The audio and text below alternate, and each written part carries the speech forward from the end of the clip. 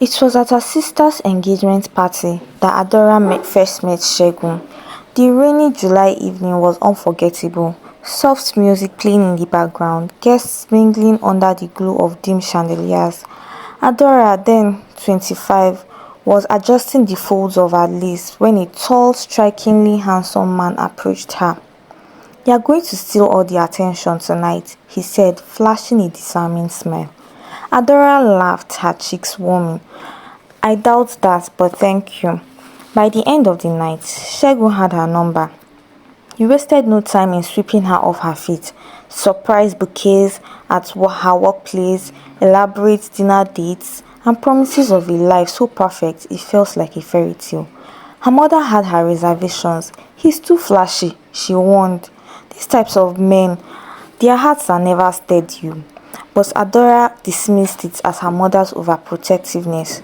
Shegun's charm was a balm for her insecurities. The wedding was grand, a spectacle that left the whole neighborhood talking for days. As they danced to King Sunny Ade's Merciful God, Segun whispered to her ear, "This is just the beginning of forever." But forever, as Adora soon discovered, had sharp edges. The first slap came 6 months into the marriage. It was over something trivial, a late dinner. Segun returned home agitated, his words sharp like glass. "Do you think I'm one of your uncles you can keep waiting?"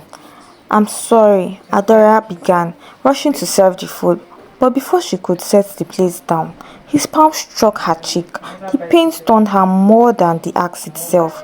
The next day, Segun bought her a gold necklace. "You know I don't mean to hurt you," he said, his voice dripping with remorse. "It's just work stress." She forgave him. Love, she told herself, was about patience and understanding. But Shegun's anger had no boundaries.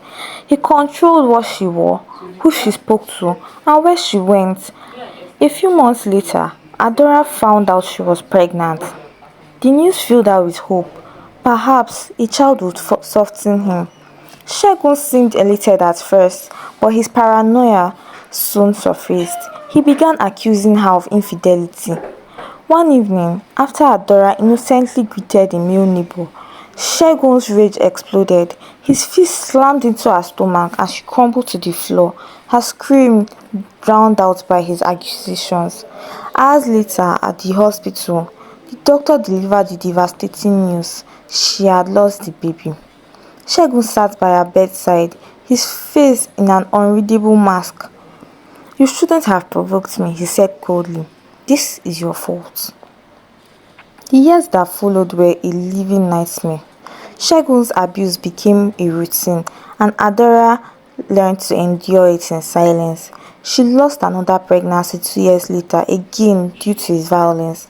Her family grew distant, manipulated by his charm and calculated lies. When Adora's elder sister confronted him, he turned the tables expertly. "She's the one with the issues," he told them. "She doesn't respect me as a husband. What can I do?" Even her own mother began to question her. "Maybe if you just listened to him more, Ada," she advised. But the darkest moments came on her 10th wedding anniversary. Segun had promised to take her to Dubai, a trip she had dreamt of. Instead, he cancelled in the last minute, leaving her alone in the house without an explanation. That night, a drunk Segun returned home, reeking of perfume that wasn't hers. When she asked where he had been, he grabbed her by the throat. "Don't you ever question me," he growled, his eyes wide with rage. As Adora gasped for air, she realized something. If she stayed with Segun, Segun would kill her. The turning point came unexpectedly one morning. While cleaning his study, Adora noticed a briefcase tucked behind a bookshelf. Normally, Segun forbade her from entering his workplace, but curiosity overpowered caution. Inside the briefcase were documents, bank accounts in different names, photographs of Segun with another woman and 2 children, and a gun. Adora's hand shook as she shifted through the evidence. The photographs shattered her. The woman, younger and vibrant, was smiling in ways Adora, not for years, had smiled. The children, boys, looked about 5 and 7. The dates on the photographs suggested Segun had been living a double life for nearly a decade. Adora knew she couldn't confront Segun alone.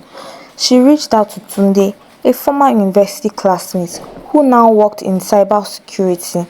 Tunde, who had always harbored a soft spot for her, agreed to help. Together, they uncovered more. Segun was deeply involved in fraud and embezzlement and had ties to a violent gang in Port Harcourt.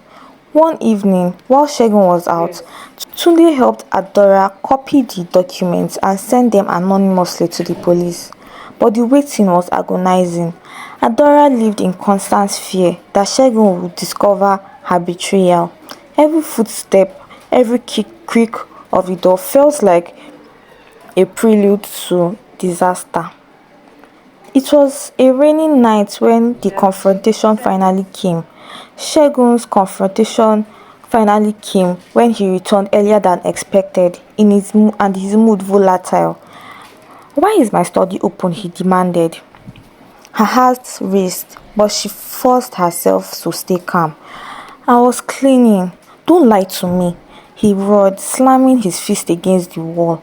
Before she could respond, there was a knock on the door.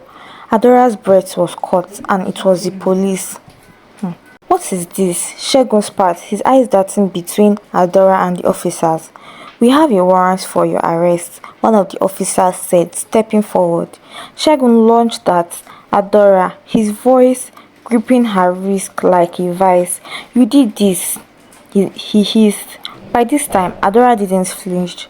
She said, "Yes, I did," her voice steady. Segun's arrest was splashed across the headlines. His other family, shocked by the revelations, reached out to Adora in disbelief. The months that followed were not easy. Adora battled guilt, shame, and the whispers of the neighbors who had no idea of her torment, but she also found strength she didn't know she had. She began volunteering at a woman's shelter, sharing her stories with others. Slowly, the pieces of her life came together. Tunde remained a constant support, though Adora was not ready to think about love again. One day, as she stood before a group of women at a seminar, Adora felt a sense of peace. No matter how dark it gets, she told them, there is always light on the other side.